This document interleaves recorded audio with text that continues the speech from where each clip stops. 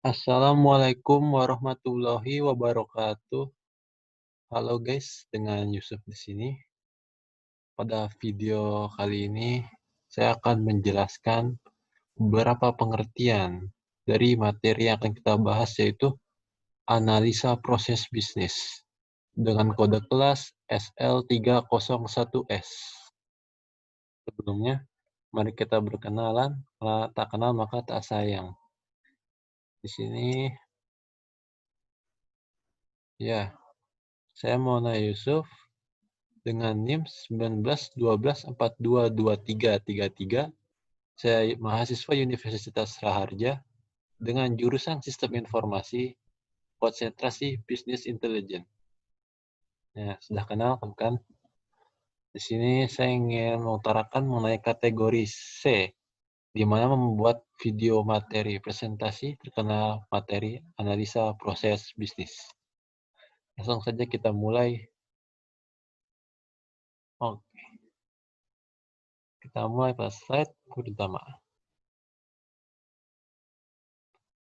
Dari pengertian analisa proses bisnis itu, analisa proses bisnis sendiri memilih beberapa yang akan dianalisa, mulai dari kinerja proses riset, kinerja proses desain, kinerja proses produksi, dan kinerja proses pemasaran. Sedangkan bisnis juga memiliki pengertian yang artinya kegiatan menghasilkan sesuatu yang mempunyai nilai. Nilai dengan artikan sebagai besaran uang. Nilai di sini besaran uang ya guys, karena namanya bisnis. Lanjut, ini contoh gambaran bisnis. Ini usaha jasa dan usaha dagang ya. Di mana gambar pertama mulai salon, gambar kedua nasi goreng nih, asik nih. Menghasilkan uang. Kita lanjut ke slide berikutnya, next. Di sini ada siklus Deming pada sistem industri yang dibuat pada 1986. Ada 4 tahap yang terus berotasi. Yang pertama, tahap pertama, riset dasar. Tahap kedua, desain produk. Tahap ketiga, proses produksi. Dan tahap keempat, pemasaran. Ini gambar proses produksi. Dari adonan roti, mulai merapikan bentuk adonan, masukkan roti ke dalam oven, dan siap didagangkan. Bahagia sekali Bapak ini. Next. Sini kita punya alat ukur dalam proses bisnis. Proses bisnis yang pertama dipengaruhi oleh bisnis environment, di mana terdapat supplier hingga customer.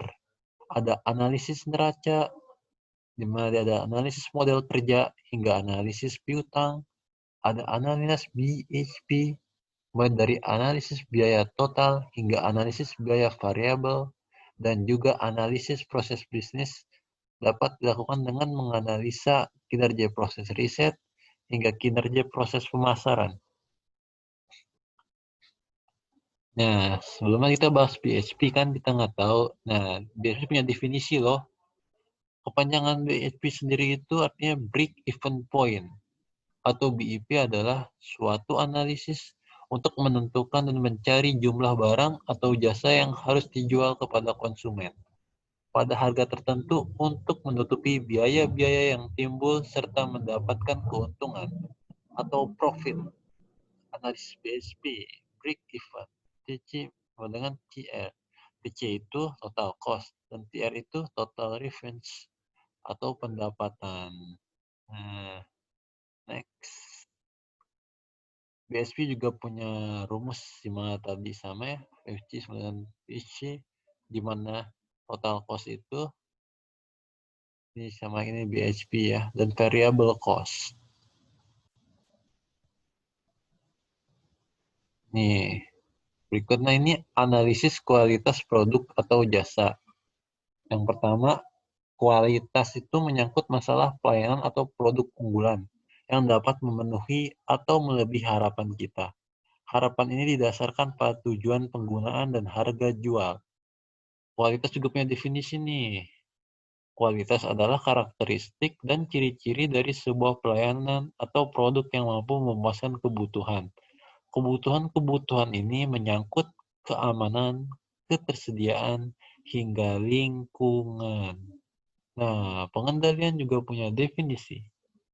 Pengendalian adalah bekerjanya suatu sistem sebab-sebab awal yang stabil, yakni bawaan inheren dalam suatu skema produksi dan pemeriksaan tertentu.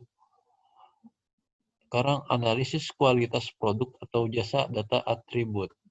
Data atribut itu data kualitatif yang dapat dihitung untuk analisis. Misal, jumlah ketidaksesuaian, jumlah produk yang cacat, jumlah produk yang reject atau dibuang. Peta kontrol P digunakan untuk mengukur proporsi produk yang cacat. Misal dari 100 produk yang diperiksa terdapat 30 yang cacat, maka proporsi produk cacat 30/100, 0,30. Nih, di SPB atau analisis proses bisnis juga terdapat unsur sistem manajemen mutu ISO. Adalah sistem manajemen mutu yang dipakai sebagai acuan oleh lembaga sertifikasi internasional. Suatu organisasi bisnis yang mendapatkan sertifikasi ISO 9001/2000, maka secara internasional sistem manajemen mutu yang dipakai diakui prinsip-prinsip mutu. Ada 8 nih, mulai dari fokus pelanggan, kepemimpinan, keterlibatan personel, pendekatan proses, pendekatan sistem pada manajemen, perbaikan berlanjut, pendekatan fakta untuk pengambilan keputusan, dan yang terakhir, hubungan yang saling menguntungkan dengan pemasok. Nih, keberhasilan kerja ada indikatornya nih, kinerja. Untuk mengetahui keberhasilan kinerja perusahaan, diperlukan alat ukur atau indikator. Tahapan untuk perancangan alat ukur tersebut adalah ada 3 nih.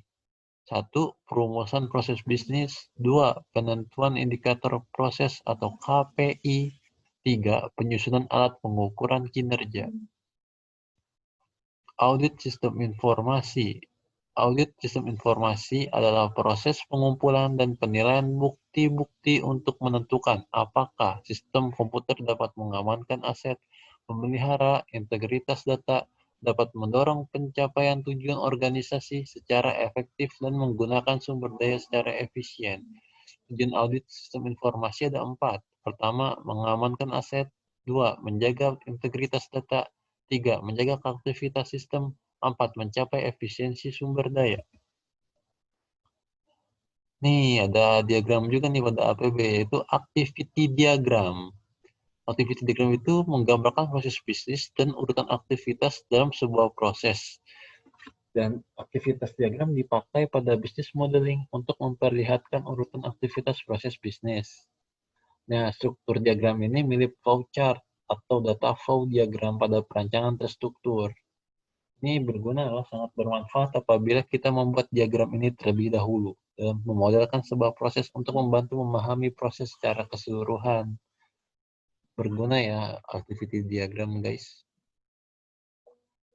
Nah, itu dari ke-14 slide tersebut adalah beberapa materi yang terdapat pada analisis proses bisnis.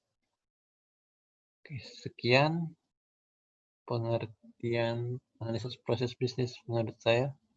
Kurang lebihnya mohon maaf. Wassalamualaikum warahmatullahi wabarakatuh.